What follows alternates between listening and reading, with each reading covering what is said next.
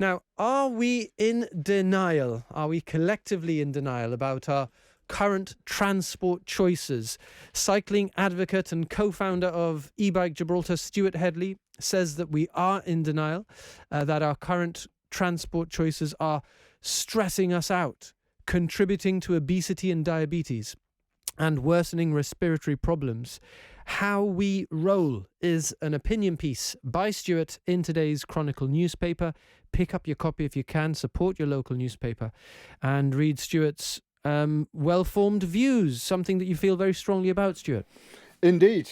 Thank you very much for having me on. Always a pleasure to see you, Jonathan. Pleasure's ours. The opinion piece is really a collective thought piece, not just from myself, but from very diverse range of community members. And yes, I believe we are in denial.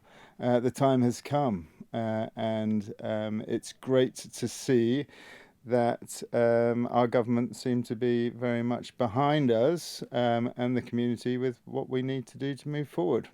So you say that, but you also sort of pose a question, are we in denial? And you also suggest that there are quiet forces encouraging car and motorbike dependency. What are you referring to there?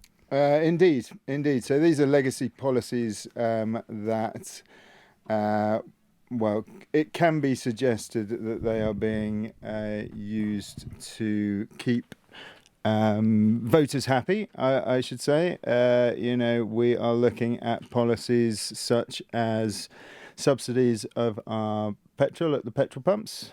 We are looking at policies such as not having any road tax. That is a decision made by the current government, and I don't think we're doing enough at this time. Now, I should stipulate that I believe our Minister Cortez is looking very closely at these things at this time.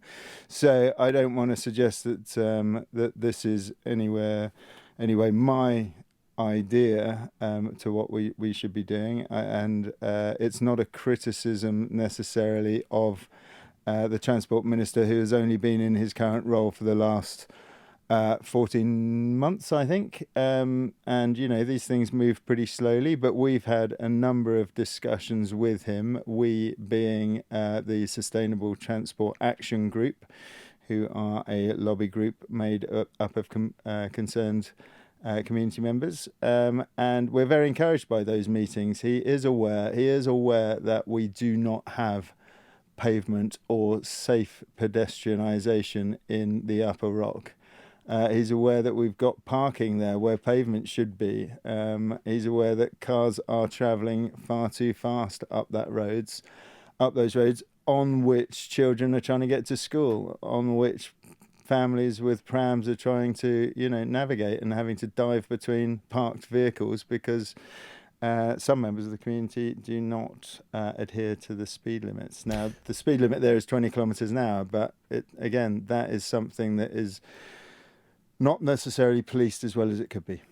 Well, I mean, there's a lot there to unpack. Let's take the young children in close proximity to roads point, because you write in your Chronicle piece that, in a way, it's a miracle that we don't see more tragic circumstances or events that sometimes you hear about in other cities, really dangerous and bad injuries resulting from a motor vehicle colliding with a young person on nearby pavement. Yeah, indeed. I personally find it a miracle because I've got to navigate Prince Edward's Road walking a dog a couple of times a day, and on occasion the millimeters that you are left to get between parked and stationary vehicles and moving vehicles at times is just horrendous. You argued earlier about sort of the keeping keeping fossil fuels low cost, making parking cheap. and the absence of a road tax, and I can just hear some of our listeners thinking, "Goodness, but we've just had a coming out of a really bad cost of living crisis. The last thing I need are these extra costs or these existing costs to go up." Well, the point really is these costs are creating much bigger costs in the future.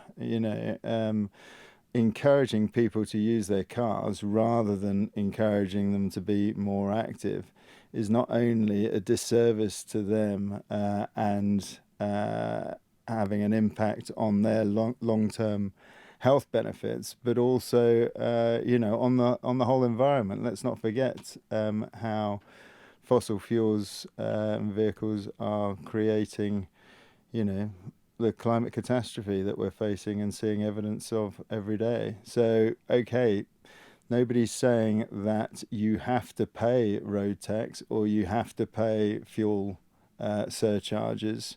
Use your vehicles less. Find another way. What we're trying to do is follow other cities which have found another way, which are giving their community members much more cost-effective ways to travel around the city. And prevention is always better than cure, so trying to prevent illnesses is always better and cheaper than having to pay for them afterwards. We've heard from Hector, who says that he walks 10 kilometers a day. But what about disabled people with disabilities? What about people who are older, who find it harder to walk or cycle? What about people who live in the upper town area, which is harder to access? What about them? Absolutely right. These are the people that we need to be thinking of. These are the people who fall into the category of making essential vehicle journeys. So we need them to be mobile, we need them to be safe, and we need everybody else around them to be safe. So yes, they should be allowed to park as close as they can to their residence. Nobody is suggesting that they shouldn't. But the rest of the vehicles accessing those areas need to appreciate that pedestrian priority should be a priority in those areas. And not everybody has a vehicle, let's face it. Everybody is a pedestrian.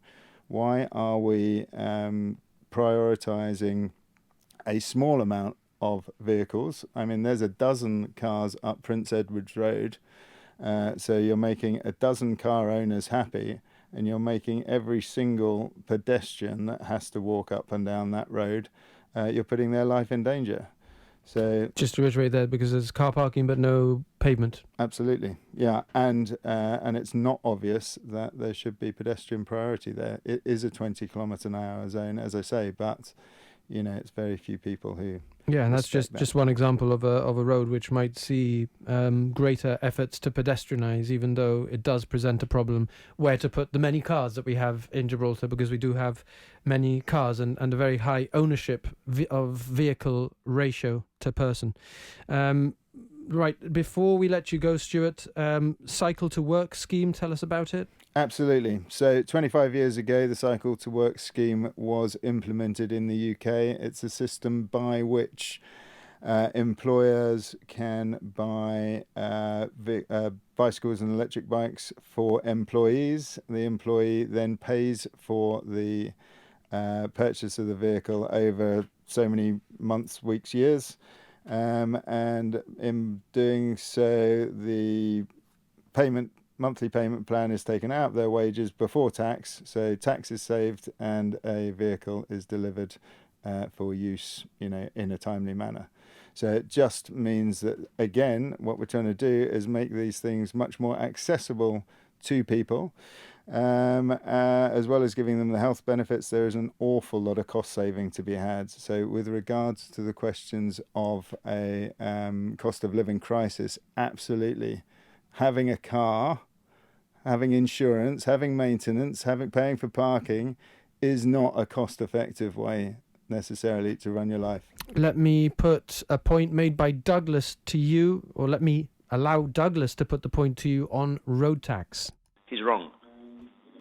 What happened is when the GSD government came into power, there was road tax which everybody paid.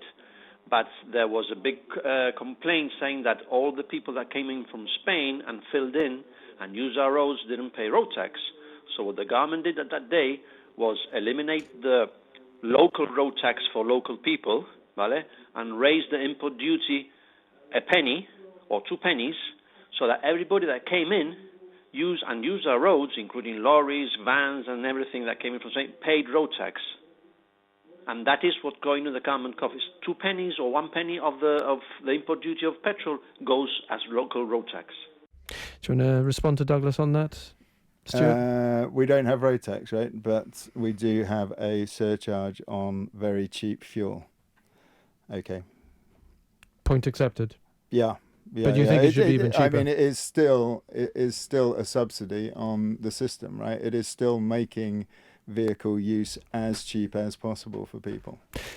We've got more comments coming through, probably more than we're going to be able to deal with in the time available, Stuart, but let's just put them to you very quickly. We've got a comment by Albert, who thinks that another very dangerous road is, let me see if I can get to it, the one at Rosia Road, accessing the 2 tunnels that lead to Camp Bay. That's just a quick point. I don't think we need to elaborate on that. Good afternoon also to Roseanne, who says, what about school children using their bicycles along Main Street and on pavements? Yeah, what about it? I mean, it's something that needs to be policed. It needs to be part of the school curriculum to introduce cycling proficiency. You know, we're very lucky here in Gibraltar to have guys running pedal ready. They are all ready to introduce cycling proficiency. It just needs to be taken up. It's an education process, right? And it's not just the schools that need to be involved in this, it's parents as well. So common sense, yeah. You know. Stuart, you're a great speaker. Lovely to have you. Clearly something that people like talking about. So maybe we can agree to have you back in the studio alongside some of your fellow advocates in the coming weeks. Absolutely, it'd be a pleasure. Thank you so much for joining us. Stuart Hedley, cycling advocate and co-founder of E-bike Gibraltar. So in effect, you've put your money where your mouth is as well. Indeed.